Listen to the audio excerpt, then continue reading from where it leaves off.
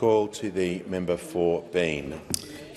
Speaker, my question is to the Minister for Home Affairs and Cyber Security. What recent actions has the Australian government taken to protect our national security? Call to the Minister for Home Affairs and the Minister for Cyber Security. Thank you, Speaker, and could I thank the member for Bean for this question and also for his leadership as a local member here in our national capital. Speaker, we've come to office at a really important time for our country's national security. The Prime Minister has been clear with our citizens. Australia faces the most difficult geopolitical circumstances that we have confronted since the Second World War. About a year before our election, our national security agencies informed the Australian people that, for the first time, the biggest national security challenges that we face as a country are espionage and foreign interference. Speaker, grappling with these issues is difficult, it is complex and it is a core priority of our government. Speaker, today the Parliament worked together to bring to a close a long-running national security concern facing our country. Russia has an embassy in Canberra, located in Griffith. In 2008, they obtained a lease to build a second embassy here in the national capital.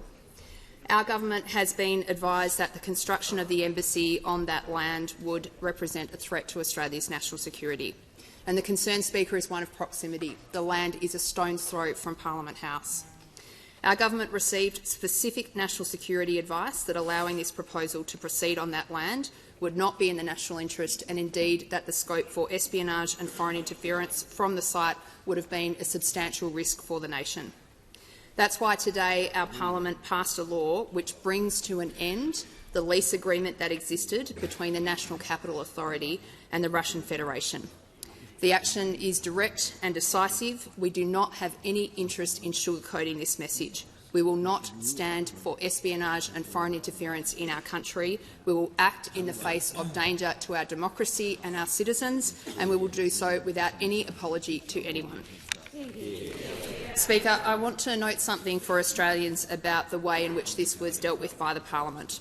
The reason that we have been able to move so swiftly on this matter is because of the support for this decisive action from right across the Parliament. There is necessarily a lot of focus on the conflict that goes on in this building. There is not as much reporting and discussion about the moments of goodwill and national unity.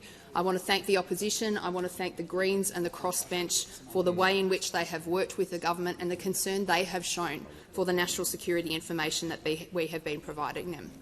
Speaker, we face a lot of difficulties that will come to us in the decades ahead, and I think Australians know that.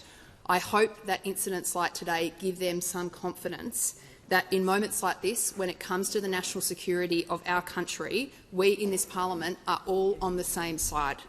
We face challenges, but we bring to them the most important of assets, and that is the national unity that you saw in dealing with this issue today in the Parliament. Thank you, Speaker.